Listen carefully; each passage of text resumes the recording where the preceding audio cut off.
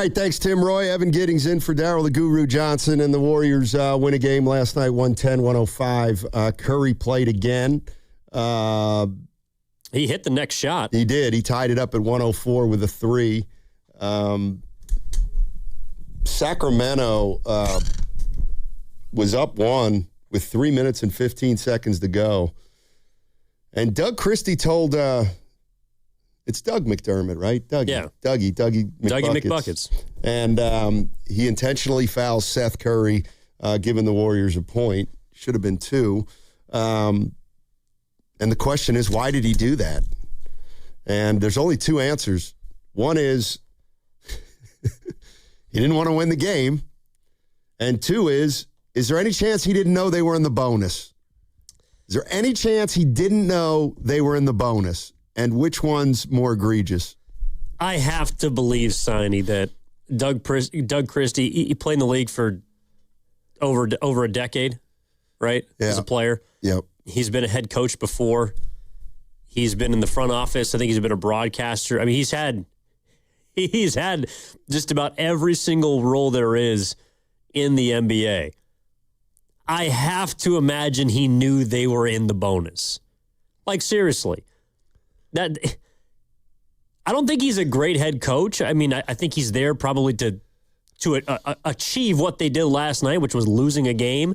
But I don't think Doug Christie's that bad or that unaware of an NBA mind to not know that they had 4 team fouls before he asked Doug. By the way, even if you had 3, let's say the Warriors were not in the bonus, right? Why are you intentionally fouling when the ball is 80 feet away from the play? Even if. So the only explanation, and Draymond called it out. Was Draymond on the floor at the time? Yes. I want to say he was. Yeah, he was. So why would you foul Seth Curry if you're even going to go that route? Why do you think? I mean, if it's a strategy, aren't you going after Draymond? It is a strategy, but not a strategy to win. It's a strategy to lose. Seth Curry's all right. You know what he's shooting from the free throw line this season? Seth? Yeah. Oh, I don't know. 88. 90. Okay. You know what he is for his career? Oh, 88? 86. Okay. Both those should be going down. Like, you are fouling him because you're assuming that he's making both. That's like, and I texted you guys this, but I didn't actually think, I have fun, right? You were at the Wizards game the other week, and in the fourth quarter, the Warriors were down, and I texted you, all right, Schlank's going to make a call. Wizards keeps pulling the plug because it's so blatantly obvious. And this isn't a Sacramento problem, by the way. This is a league-wide problem. The Nets took their guys out in the fourth quarter against the Warriors. The Jazz have been doing it till they eventually just decided that because they got fined. They're one of the 2 teams that have been fined $500,000. They finally just decided, we're going to shut down Markin and we're going to shut down JJJ because at least that way we don't have to hide it in front of your faces. This is a league-wide problem, and teams are getting away with it night in and night out. And so much to the point that Christie and the Kings took it to a new level. Like, that is the most egregious form of tanking that I have ever seen. So much so that I think the majority of the people didn't catch it in the moment outside of Draymond Green because no one could figure out why you would foul in the bonus up by 1 point with 3 minutes left in the ball game for a guy that is a career 90% free throw shooter. And here's another level of intrigue if you don't buy it. So the worst 3 teams in the NBA have a 14% chance to get the number 1 pick. All right. Right now, the worst 3 teams, and it looks like they're all going to hold their position, is Indiana, Brooklyn, and Washington. So those 3 teams are going to have the highest percentage to win the lottery. Now, the Kings right now are tied for the 4th worst record with the Utah Jazz. And I didn't even realize this. The Jazz they win that, right? They win the quote-unquote tiebreaker. Okay. So because the Kings have a better conference record. They're tied 2-2 head-to-head, but the Kings have 2 more wins in the conference column. So in other words, if the Kings and the Jazz finish tied, the Kings get the better pick. Yeah, Okay, so No. The Jazz right now are in the bottom 4. The Kings are outside. So they have to clear. They have to clear them by a loss. And they have 2 games left to do it. If they had won that game last night, they would be effectively eliminated from a top or bottom 4 seed. Right. And what we're talking about here is the difference between a 12.5% chance for the Kings to get the number 1 spot if they were in the 4th, and it drops to 10.5% if they drop to 5th. So we're talking about 2 percentage points, and I guess the Kings didn't want to take any chances. They didn't want to take any chances that they might win that game and drop to 5. And Draymond Green kind of got on one last night, and he started talking about the play-in. And you know, he talked about it. The play-in might not have been a bad idea at the time, but now it's already outlived its usefulness, and it's playing into this tanking. It's not exciting. It's not. But, you know, I'm a competitor, so going to the game, I'm going to do all I can and win, but it's not that exciting. I mean, do you think you'll be excited next week when you have 2 do-or-die road games that, you know, they'll be on big stages? Well, listen, you go on the road in a game that you need to win, I think, you know, as a competitor, you're going to rise to the challenge, you know. But I'm not going to sleep tomorrow night like, man, we got this play-in next week. Got to get my rest. Like, no, it ain't that exciting. I mean... That was him talking about the play-in. Right, yeah. But... like, this is what the league just doesn't want to hear, even if it's true. Like, Draymond Green, yeah, he'll get up for the game next week, but he's not excited about playing in a play-in right now. Well, he's not, because he's played in, 6 NBA Finals? Yeah. I mean, I don't think there's a ton of players that are excited about the opportunity to win 2 games just to get a first-round series against the best team in their conference. You know, but I think, and he explained it further, which is true, it's, part of the problem is that the Warriors have bottomed out so much to the point that they were the 10 whether they like it or not. Right. Draymond said it. They could have lost 15 games in a row, and they still would be the 10. So I think Draymond's excitement, if he felt like they had a legitimate shot, which is also what we've been feeling. Like, when I heard that quote, I actually felt like, Steiny, it gave validity to a lot of the fans who are saying, well, just lose out and get a pick. Right. Like, just lose out and get a pick. Because Draymond Green's not even excited about the game. Right. And when he gets there, you know, he's going to play hard, and maybe they'll win, maybe they won't. But one of the spokespeople for your team doesn't give a crap about the 9-10 play-in. Right. That's a problem. Yeah. This is more Draymond, and you know, he's kind of going a little back and forth here, but this is when he was asked about or talked about, he brought it up, Doug Christie telling his team to foul Seth Curry. I saw a team tonight foul Seth Curry with 3 minutes to go in the game for no reason. In the penalty. It ain't working. But, you know, we want to make the playoffs, so it works, I guess. All right, so what he's saying there is that it's not working. The play-in's not working because the Sacramento King, he said it was, you know, teams that are 12 and 13, they built the play-in to try to make them more, you know, interested in winning later in the season. And what's happening is the exact opposite, that if you're outside of 10 and it's midway or 2/3 of the way through the season, there's no reason to try to climb to 10. Like, why would you try to climb to 10 when that guarantees nothing but a play-in game, and then possibly, if it goes well, you lose your pick? And it's kind of backwards right now. And there are a lot of teams that just aren't interested in winning, and some teams do a much better job than others of camouflaging it. They just do. The Pacers, I get it, but they probably weren't as bad a team as they were a better team than their record indicated, but without Halliburton, what do they have to play for? But, I mean, just think about this. If you're in Indiana, and I get it, Halliburton's hurt, I mean, what a waste of a year. Now, I guess if they get Deboncha, they're sitting pretty, but, you know, fans had to endure a year in Indiana where their team's going to win 17, 18 games. I mean, there's the way that the Pacers did it, and there's the way that the Celtics did it. You know, I think the Celtics probably came into the season not expecting to compete for a championship, but you had enough internal stability to keep your team not just competitive, but keep them really good. You know, if the Celtics had chose to tank or to bottom out, I don't think that Jason Tatum would be back on the floor. I mean, maybe he would because he loves basketball, but I doubt it. You know, but at least Indiana, it's like the Warriors were in 2020. You know, they knew that was going to be a sunk year, especially the moment Curry broke his hand 3 games into the season. So Indiana, by the way, still went out and traded for Zubats. They give up 2 first-round picks this year for a player they expect to help them compete next season. So Indiana, I have a little more respect for, just because at the very least, there's a vision there. But the reality is, and I think it was Regulator who brought this up in the YouTube chat, and he or she is completely right. That's not Doug Christie's fault last night.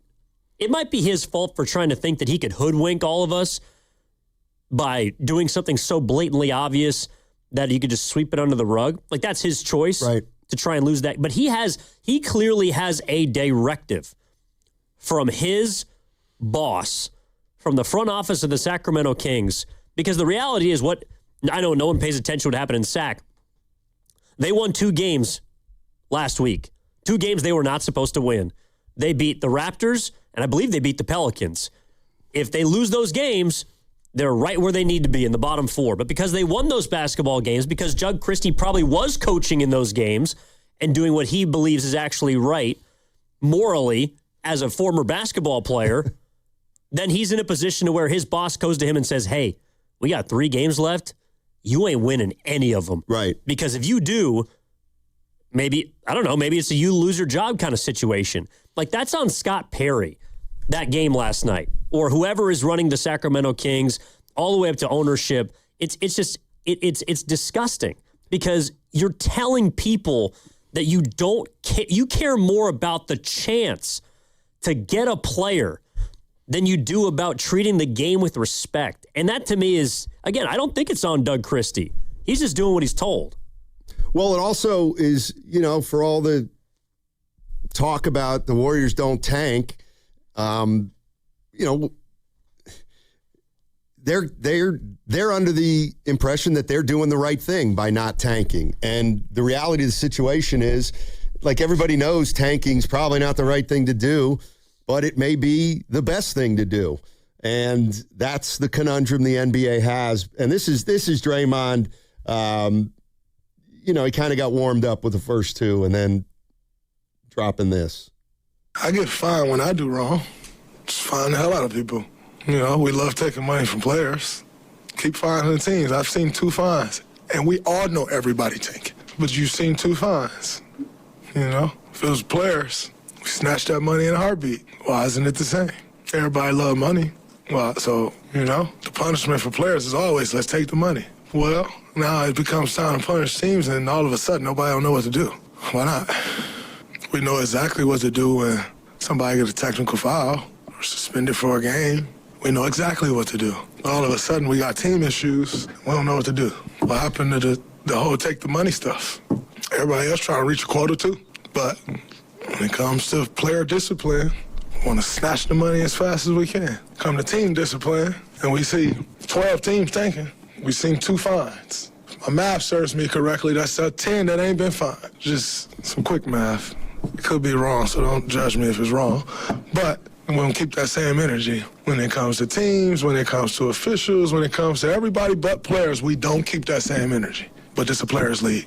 All right. What he's saying is that he would start really fining teams left and right for doing what they're doing. I mean, let me ask you this. And maybe we'll see some news about it today. I mean, is the NBA going to do, like, are they going to penalize the Sacramento Kings for fouling last night with 3 feet? Like, can you do that? Well, I think you can do whatever you want. Like, they fined the Jazz for taking their players out in the 4th quarter. You know, unless Doug Christie's going to walk to the podium and say, my bad, there's a logical explanation for this. I didn't know we had 5 fouls, or I wanted a timeout and we only, you know, like, right. If there's a logical explanation for it and he wants to explain himself, he can do that. Right. But again, it's not, and I don't want to make this just about crapping on Sacramento, because I don't think they're the only ones that are doing this. They just took it to a whole nother level last night. Because, again, I think that they won 2 games they weren't supposed to. Right. They're now sitting outside of the top 4. They don't have the tiebreaker, and they have to do everything possible in their minds to get back in. But Utah's doing the same thing. Brooklyn's doing the same thing. Washington is doing the same thing. And you could speak to that better than anybody, and I'm not asking you to, but, like, you know what they're doing there.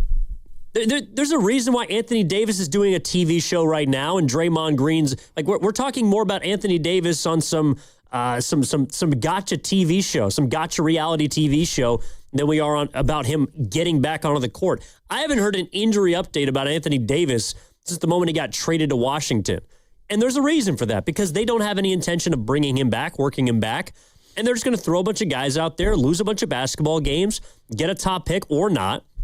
The thing that I need your help with, Steiny, is that it feels like, and I was just looking at the amount of teams that have lost less than 30 games really since the play-in tournament started. All right. So in 2022-23, there were 4 teams that were under 30 wins. 2023-24, 2 years ago, there were 7 teams. So it increased. And then last season, there were 6. So it was about the same. But it feels like this year, and by the way, there are 8 teams that have less than 30 wins.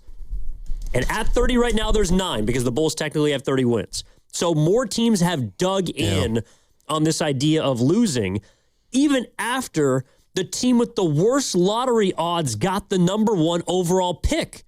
The whole point of the lottery, at least in my mind last year, it showed you that just because you suck all year doesn't mean you're going to get what you want. And yet teams this year, more than any year before during this play-in era, if you want to call it, had decided to suck even more. Can you help me figure that out?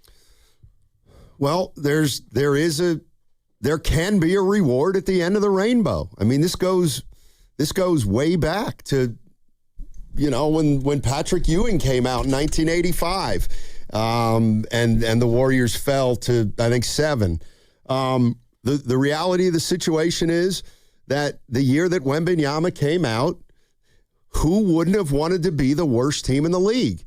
Like that's the thing. If you have a Cooper Flagg or you have a Wembanyama or even a year like this year where you think you might have 2 or 3, maybe 4 difference makers.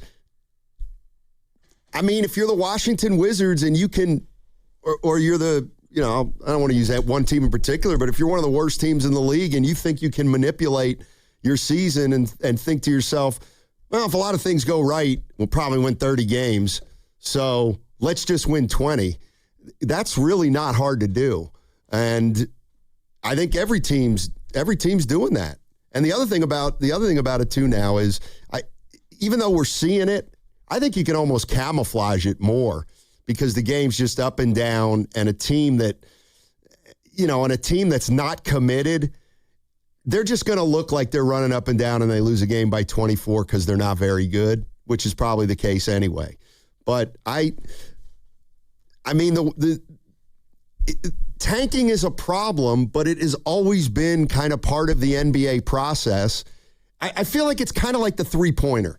The three-pointer came in like the lottery. But when the three-pointer came in, people started shooting it a little.